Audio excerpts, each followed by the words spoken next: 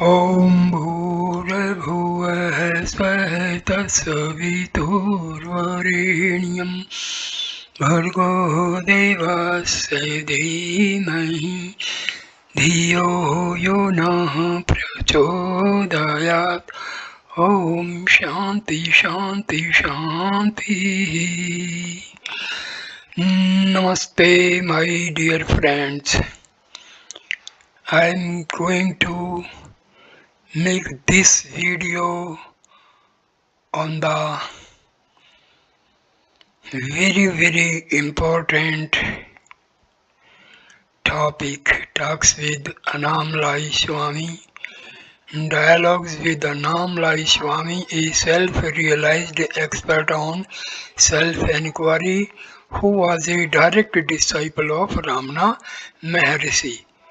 So on the demand of many of my friends, I am making this video.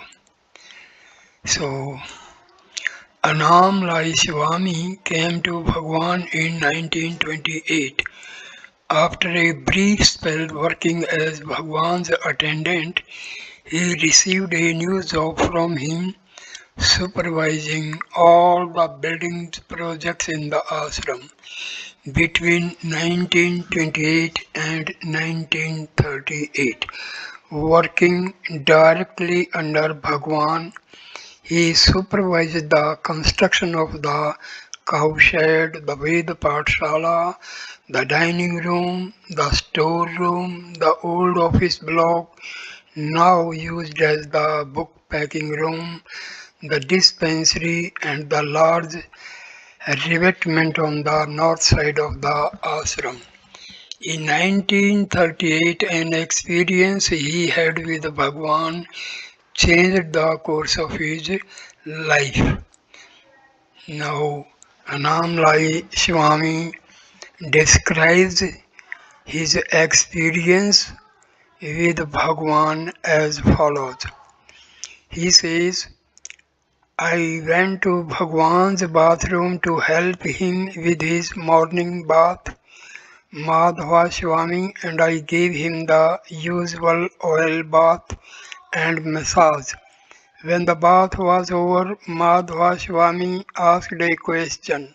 Bhagwan, the people who take ganja, lehyam, an Ayurvedic medicine whose principal ingredient is cannabis, experience some kind of ananda. What is the nature of this ananda? Is it the same ananda the scriptures speak of? Bhagwan replied, eating this ganja is a very bad habit. Then laughing loudly,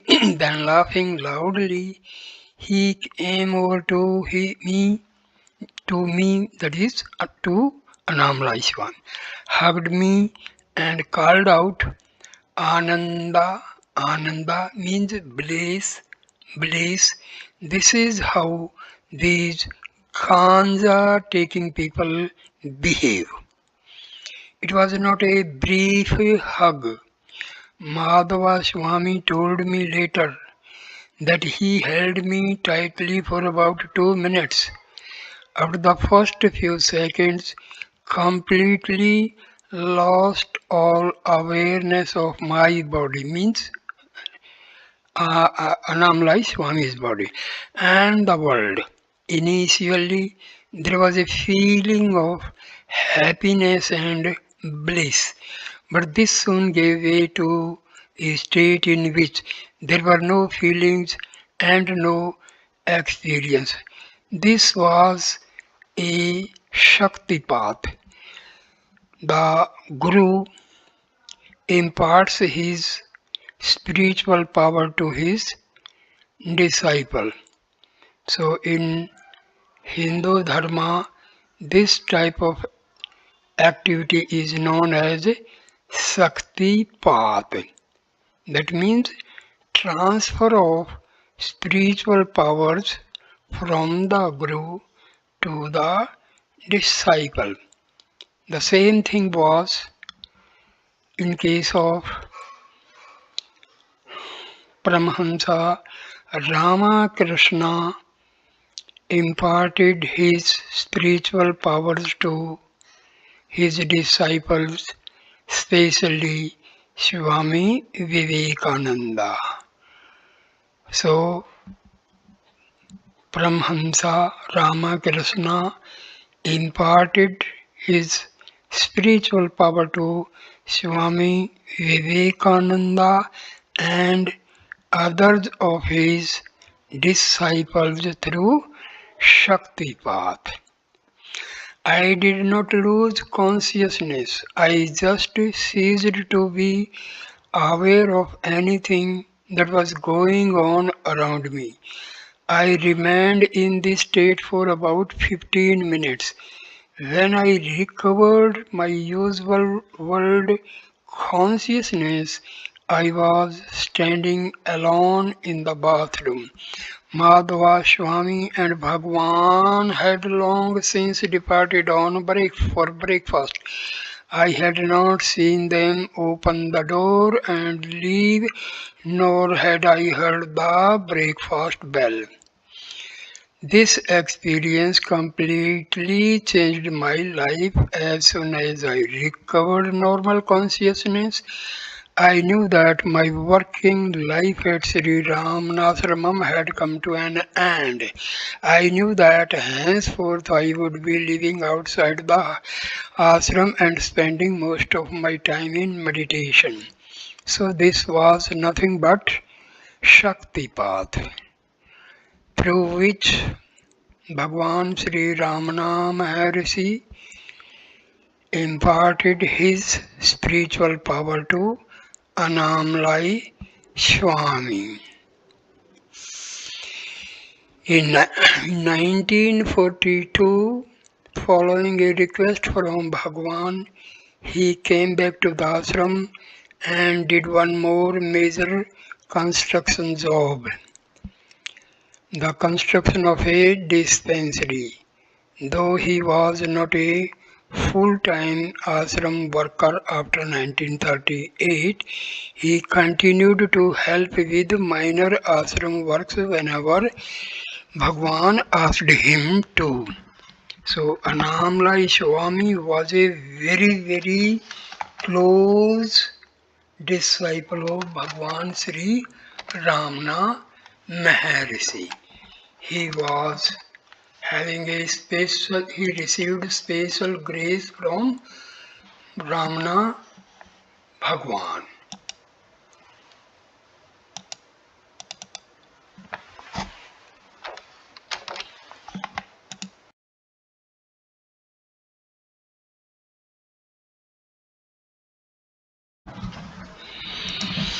Bhagwan approved of his decision to leave, and within a few hours of having had the experience, Annamalai Swami had established himself in Palakotu, the Sadhu colony which adjoined the ashram. Bhagwan encouraged him to build a house there and even helped him by advising on its design and construction.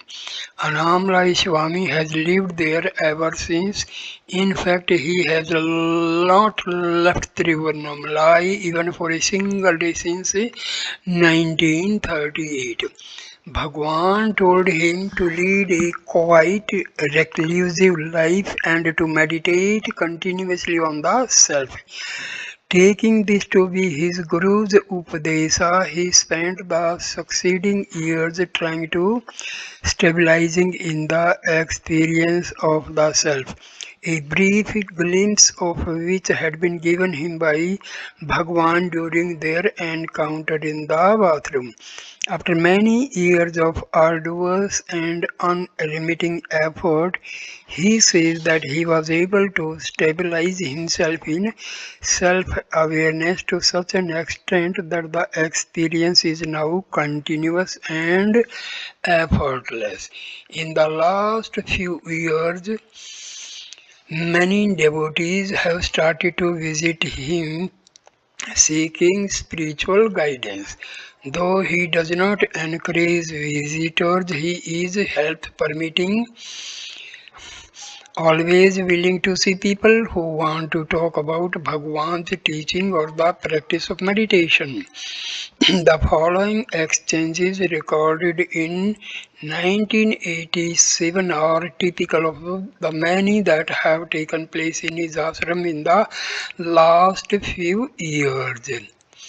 Now the talks.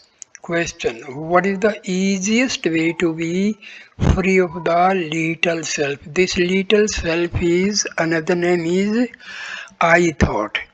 Another name is ego.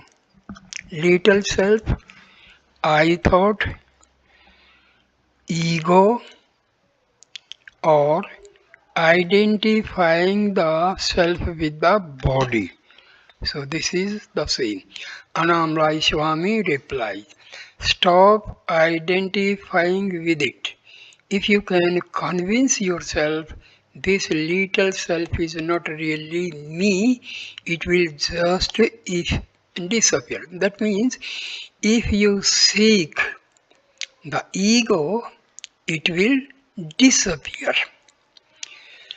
When you direct ego or I thought or your mind towards the spiritual heart, this mind or ego, it is purified and it submerges with the self. That means the mind purifies when it is moving towards the self or inwardly. When the mind is going outwardly, it is having negative energy and worldly thoughts. But when the mind or ego, they are diverted towards the self, they are purified and they have positive energy and they are the self. So this photo is residents and visitors at Sri Ramana Ashram in the 1930s. Annamalai Swami is at far left with crossed arms. Good. Question: but how to do this? Annamalai Swami replies,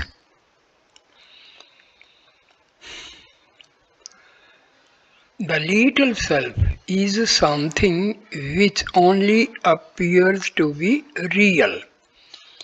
So this ego takes the form of the Atma. If you understand that it has no real existence, it will disappear, leaving behind it the experience of the real and only self. Understand that it has no real existence and it will stop troubling you. Consciousness is universal. There is no limitation or little self in it. It is only when we identify ourselves with and limit ourselves to the body and the mind that this false self is born. If through enquiry you go to the source of this little self, you find that it dissolves into nothingness. So, when we stop identifying ourselves with the body, this mind and this ego, already they are non-existent, but they are completely vanished from the scene. Question: but I am very accustomed to feel I am this little self. I cannot break this habit merely by thinking I am not this little self. Annamalai Swami replies, this little self will only give way to the real self if you meditate constantly. You cannot wish it away with a few stray thoughts. Try to remember the analogy of the rope, which looks like a snake in twilight. If you see the rope as a snake, the real nature of the rope is hidden from you. If you only see the rope, the snake is not there. Not only that, you know that there never was a snake there. When you have that clear and correct perception that the snake never at any time existed, the question of how to kill the snake disappears. Apply this analogy to the little self that you are worrying about. If you can understand that this little self never at any time had any existence outside your imagination, you will not be concerned about ways and means of getting rid of it. See how the wrong conception of snake in a rope, how it can be avoided by light. When there is light, we can see the rope directly and no snake. Same way, when we enlighten ourselves directly and realize the self, because self is luminous. So, in the light of the self, the mind and ego also vanish. This is Annamalai Swami with cow Lakshmi. So Annamalai Swami with Lakshmi on Arunachala. Question. It is all very clear, but I feel that I need some help. I'm not sure that I can generate this understanding by myself. Annamalai Swami, the desire for assistance is part of your problem. Don't make the mistake of imagining that there is some goal to be reached or attained. If you think like this, you will start looking for methods to practice and people to help you. This just perpetuates the problem you are trying to end. Instead, cultivate the strong awareness I am the self, I am that, I am Brahma, I am everything. You don't need any method to get rid of the wrong ideas you have about yourself. All you have to do is stop believing them. The best way to do this is to replace them with ideas which more accurately reflect the real state of affairs. If you think and meditate, I am the self, it will do you a lot more good than thinking I am the little self. How can I get rid of this little self? The self is always attained, it is always realized. It is not something that you have to seek, reach, or discover. Your vasanas and all the wrong ideas you have about yourself are blocking and hiding the experience of the real self. If you don't identify with the wrong ideas, your self nature will not be hidden from you. You said that you needed help. If your desire to gain a proper understanding of your real nature is intense enough, help will automatically come. If you want to generate an awareness of your real nature, you will be immeasurably helped by having contact with a jnani. The power and grace which a jnani radiates quietens the mind and automatically eliminates the wrong ideas you have about yourself. You can make progress by having satsang of a realized guru and and by constant spiritual practice. But the Guru cannot do everything for you. If you want to give up the limiting habits of many lifetimes, you must practice constantly. Most people take the appearance of the snake in the rope to be reality. Acting on their misperceptions, they think up many different ways of killing the snake. But they can never succeed in getting rid of the snake until they first give up the idea that there really is a snake there. People who want to kill or control the mind have the same problem. They imagine that there is a mind which needs to be controlled and then take drastic steps to beat it into submission. If instead they generate the understanding that there is no such thing as mind, all their problems would come to an end.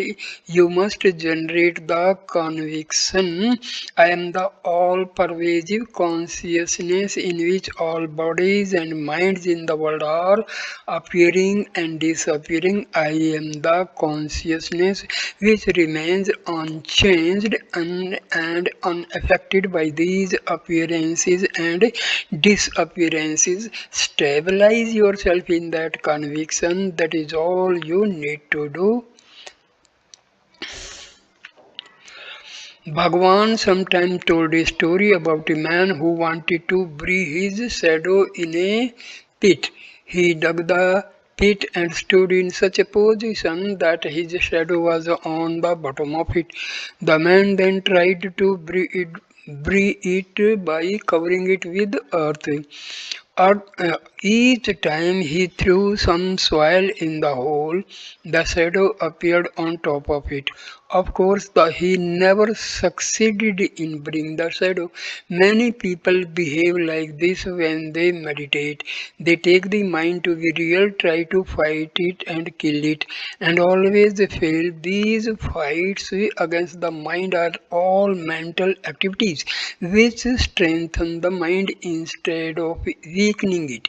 If you want to get rid of the mind, all you have to do is understand that it is not me. Cultivate the awareness I am the immanent consciousness. When that understanding becomes firm, the non existent mind will not trouble you. So, this is Annamalai Swami and Major Chadwick. Question: I don't think that repeating I am not the mind, I am consciousness will ever convince me that I am not the mind. It will just be another thought going on within the mind. If I could experience even for a moment what it is like to be without the mind, the conviction would automatically come.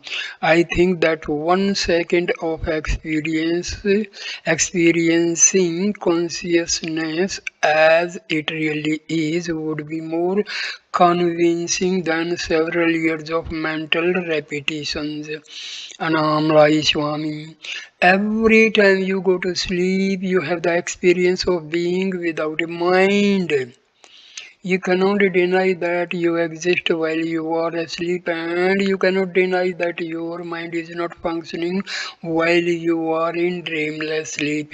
This daily experience should convince you that it is possible to continue your existence without a mind. Of course, you do not have the experience of full consciousness while you are asleep, but if you think about what happens during this state, you should come to understand that your existence, the continuity of your being, is in no way dependent on your mind or identification with it. When the mind reappears every morning, you instantly jump to the conclusion this is the real me. If you reflect on this preposition for some time, you will see how absurd it is. If what you really are only exists when the mind is present, you have to accept that you did not exist while you were asleep. No one will accept such an absurd conclusion. If you analyze your alternating states, you will discover that it is your direct experience that you exist whether you are awake or asleep. You will also discover that the mind only becomes active while you are waking or dreaming. From these simple daily experiences, it should be easy to understand that the mind is something that comes and goes. Your existence is not wiped out each time the mind ceases to function. I am not telling you some abuse philosophical theory. I am telling you something that you can validate by direct experience in any 24-hour period of your life. Take these facts which can discover by direct experiencing them and investigate them a little more. When the mind appears every morning, don't jump to the usual conclusion. This is me. These thoughts are mine. Instead, watch these thoughts come and go without identifying with them in any way. If you can resist the impulse to claim each and every thought as your own, you will come to a startling conclusion. You will discover that you are the consciousness in which the thoughts appear and disappear. You will discover that this thing called mind only exists when thoughts are allowed to run free. Like the snake which appears in the rope, you will discover that the mind is only an illusion which appears through ignorance or misperception. You want some experience that will convince you that what I'm saying is true. You can have that experience if you give up your lifelong habit of inventing an I which claims all thoughts as mine. Be conscious of yourself as consciousness alone. Watch all the thoughts come and go. Come to the conclusion by direct experience that you are really consciousness itself, not its ephemeral contents. Clouds come and go in the sky, but the appearance and disappearance of the clouds don't affect the sky. Your real nature is like the sky, like space. Just remain like the sky and let thought clouds come and go. If you cultivate this attitude of indifference toward the mind, gradually you will detach yourself from it.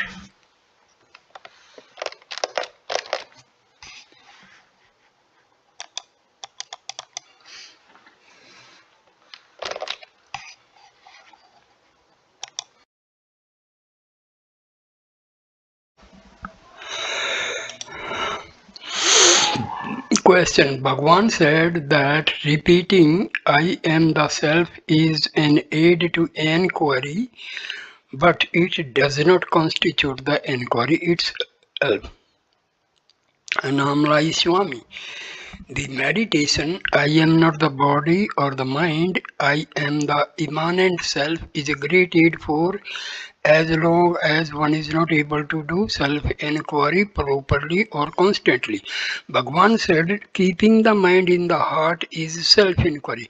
If you cannot do this by asking who am I or by taking the I thought back to its source, then meditation on the awareness I am the all-pervasive self is a great aid. Bhagwan often said that we should read and study the Ribhu Gita regularly.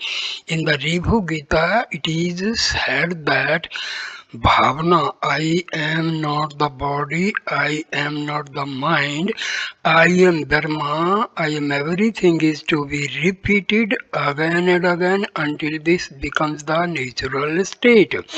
Bhagwan sat with us every day while we chanted extract from the Ribhu Gita, which affirmed the reality of the self. It is true that he said that these repetitions are only an aid to self-inquiry, but they are a very powerful aid.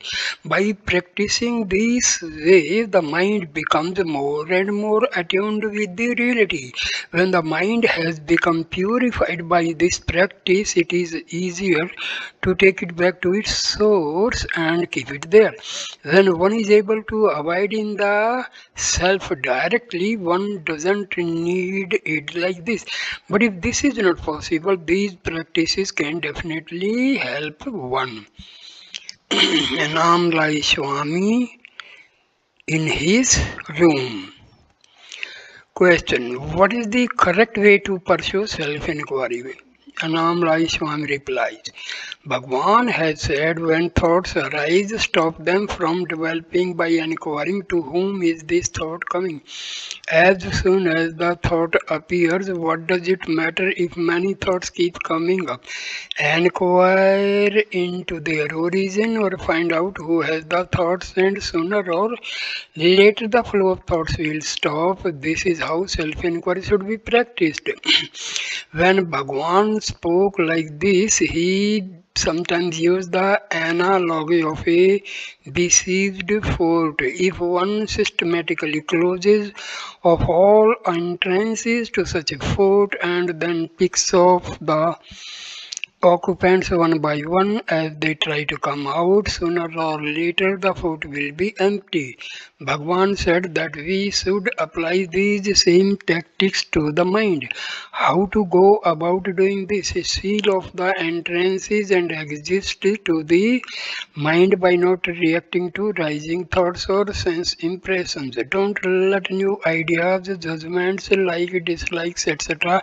enter the mind, and don't let rising thoughts flourish and distract your attention.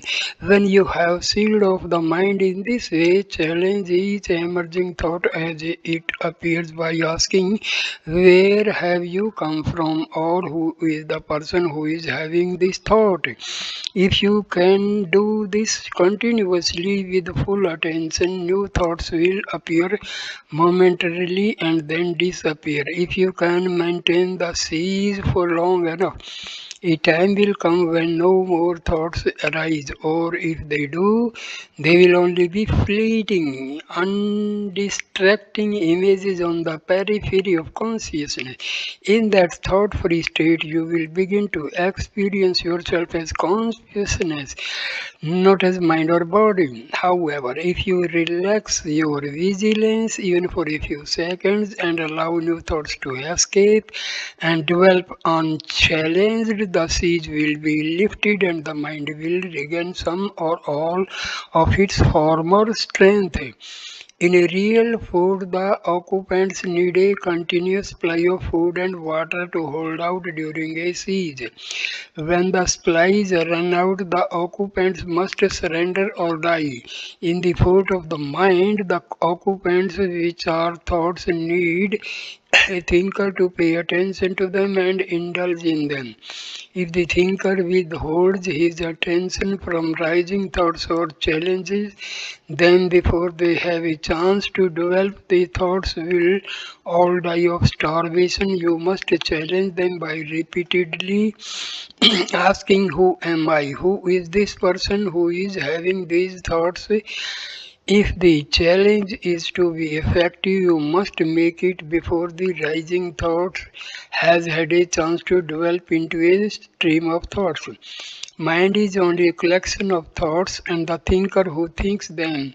The thinker is the I thought, the primal thought, which rises from the self before all others and say, I am this body.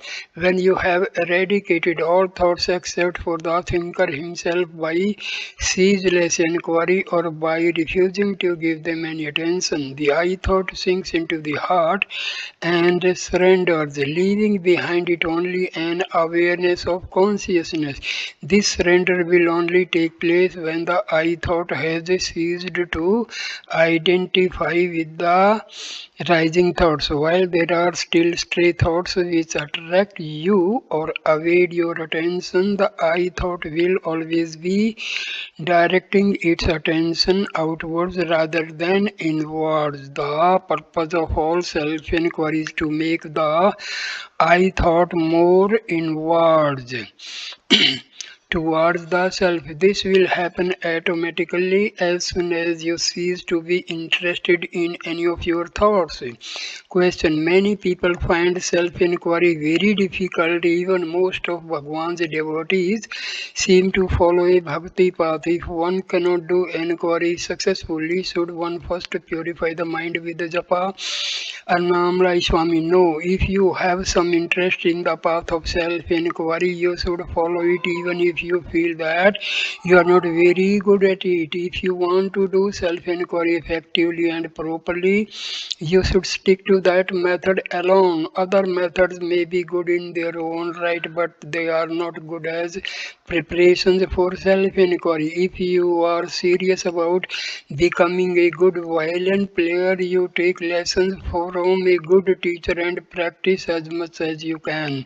If you encounter some difficulties, you don't switch to Nada Savaram, a type of clarinet, or a few months.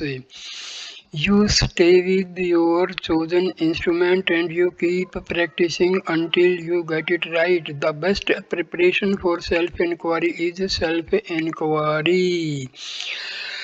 Question. Going back to your advice to think I am the self, we are accustomed to make distinctions between things. You say meditate that you are the self. If I try to generate this feeling I am the self, it will not be real thing. It will just be another idea in the mind. Can thinking about this idea really help me? Annamalai Swami, when I say meditate on the self, I am asking you to be the self, not to think about it. Be aware of what remains when thoughts stop. Be aware of the consciousness that is the origin of all your thoughts. Be that consciousness. Feel that is what you really are. If you do this, you are meditating on the self. But if you cannot stabilize in that consciousness because your vasanas are too strong and too active, it is beneficial to hold on to the thought I am the self. If you meditate in this way, you are not cooperating with your vasanas, the ones that are blocking your self-awareness. If you don't cooperate with your vasanas, sooner or later they are bound to leave you. Question. When I read the Ramana literature, Bhagwan often appears to be very strict and stern. Was Bhagwan as kind to you as you have been to us? Namlai Swami, different people elicited different responses from him. In my case, he was always kind and considerate, but you should not judge Bhagwan by his behavior.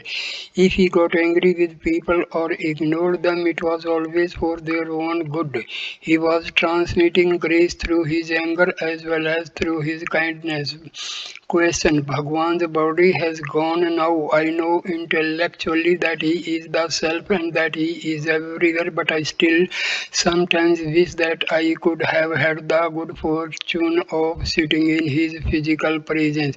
I know that the body is ultimately not important, but I would feel so happy and secure if I knew that I could go and talk or just sit with Bhagwan every time I had a problem.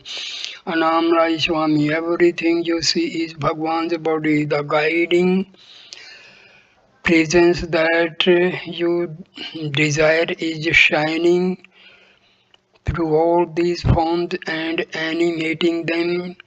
Don't be attached to Bhagwan's form or body. The real Bhagwan is beyond form and beyond death.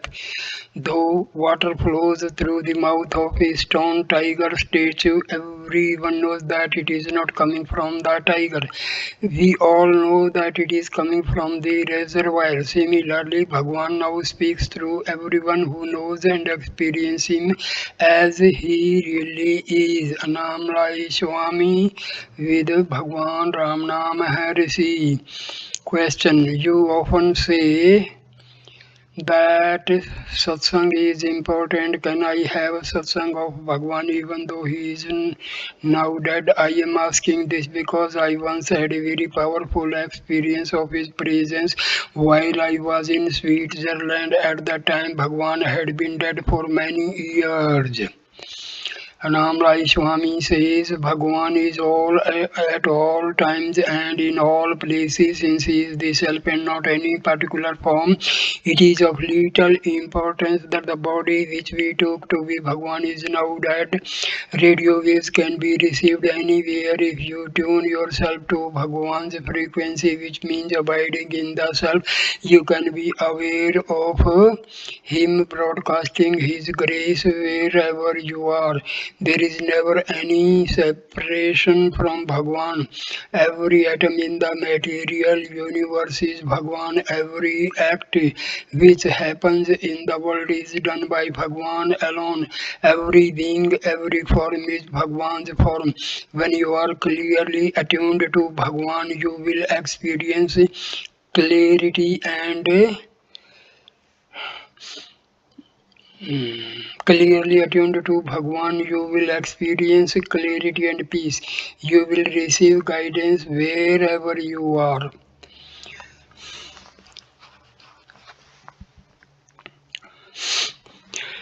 My dear friends,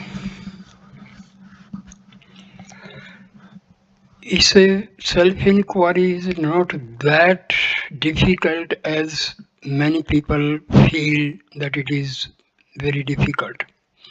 It's very simple. Sit for meditation, close your eyes, jap for 10-15 minutes. This will calm your mind. Then visualize that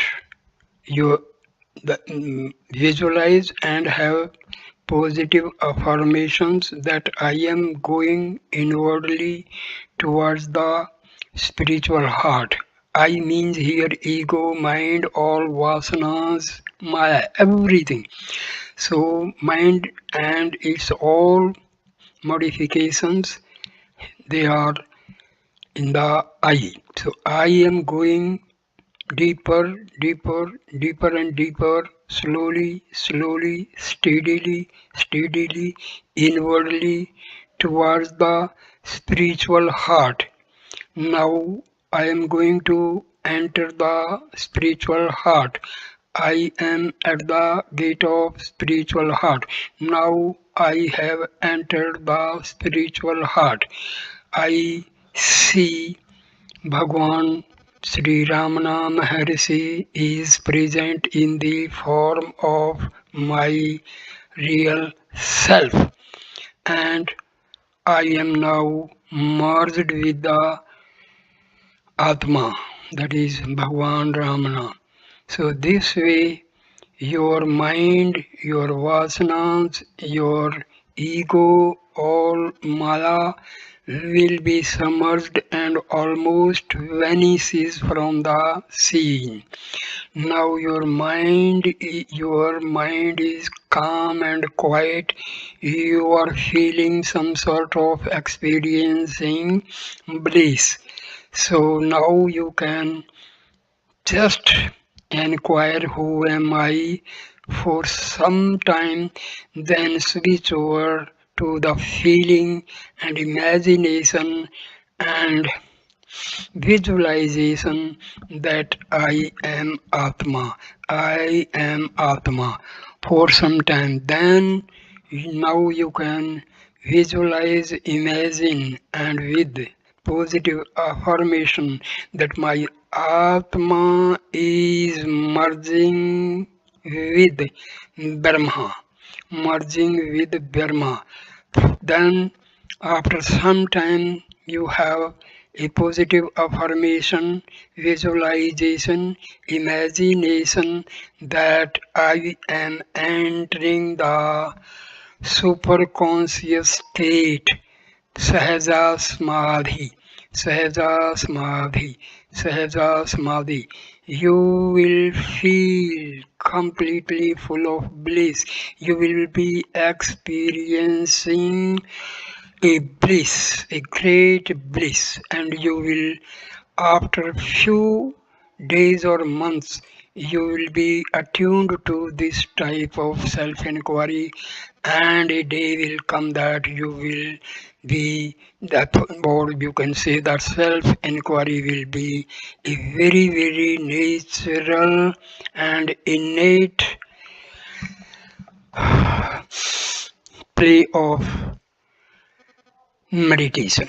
So, my dear friends, now I end this video here. This is a very special video. Please share it with your friends, children, and to all you know them. And so, like, comment, and share this video, and subscribe the channel. Thanks a lot. I will carry on giving the most important videos in future also. Thank you, my dear friends. Namaskar. Namaskar.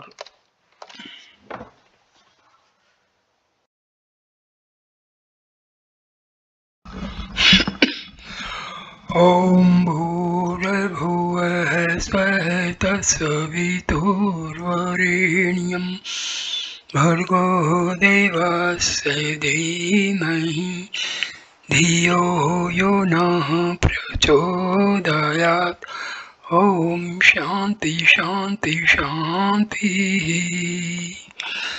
Namaste, my dear friends. I'm going to make this video on the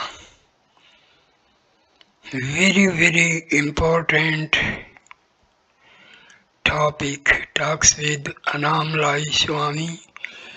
Dialogues with Annamalai Swami, a self-realized expert on self-inquiry who was a direct disciple of Ramana Maharishi. So on the demand of many of my friends, I am making this video. So Annamalai Swami came to Bhagwan in 1928. After a brief spell working as Bhagwan's attendant, he received a new job from him, supervising all the building projects in the ashram. Between 1928 and 1938, working directly under Bhagwan, he supervised the construction of the cowshed, the Veda Pathshala, the dining room, the storeroom, the old office block, now used as the book packing room, the dispensary, and the large revetment on the north side of the ashram. In 1938, an experience he had with Bhagwan changed the course of his life. Now, Annamalai Swami describes his experience with Bhagwan as follows. He says, I went to Bhagwan's bathroom to help him with his morning bath, Madhva Swami, and I gave him the usual oil bath and massage. When the bath was over, Madhva Swami asked a question. Bhagwan, the people who take ganja, lehyam, an Ayurvedic medicine whose principal ingredient is cannabis, experience some kind of ananda. What is the nature of this ananda? Is it the same ananda the scriptures speak of? Bhagwan replied, eating this ganja is a very bad habit. Then laughing loudly, he came over to me, that is to Annamalai Swami, hugged me and called out, Ananda, Ananda means bliss, bliss. This is how these ganja taking people behave. It was not a brief hug. Madhava Swami told me later that he held me tightly for about 2 minutes. After the first few seconds, completely lost all awareness of my body, means Annamalai Swami's body, and the world. Initially, there was a feeling of happiness and bliss, but this soon gave way to a state in which there were no feelings and no experience. This was a Shakti path. The Guru imparts his spiritual power to his disciple. So in Hindu Dharma, this type of activity is known as Shakti path. That means transfer of spiritual powers from the Guru to the disciple. The same thing was in case of Paramahamsa Ramakrishna imparted his spiritual powers to his disciples, especially Swami Vivekananda. So, Paramahamsa Ramakrishna imparted his spiritual power to Swami Vivekananda and others of his disciples through Shakti path. I did not lose consciousness. I just ceased to be aware of anything that was going on around me. I remained in this state for about 15 minutes. When I recovered my usual world consciousness, I was standing alone in the bathroom. Madhava Swami and Bhagwan had long since departed on break for breakfast. I had not seen them open the door and leave, nor had I heard the breakfast bell. This experience completely changed my life. As soon as I recovered normal consciousness, I knew that my working life at Sri Ramanashramam had come to an end.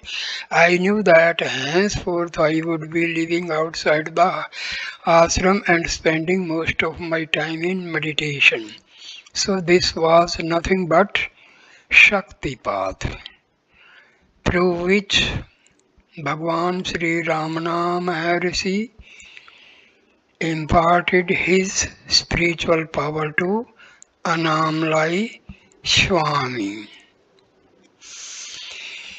In 1942, following a request from Bhagwan, he came back to the ashram and did one more major construction job, the construction of a dispensary.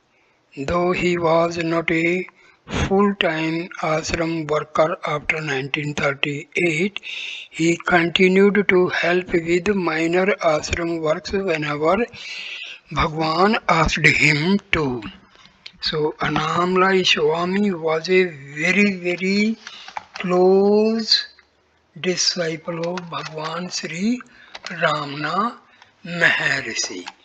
He was he received special grace from Ramana Bhagwan.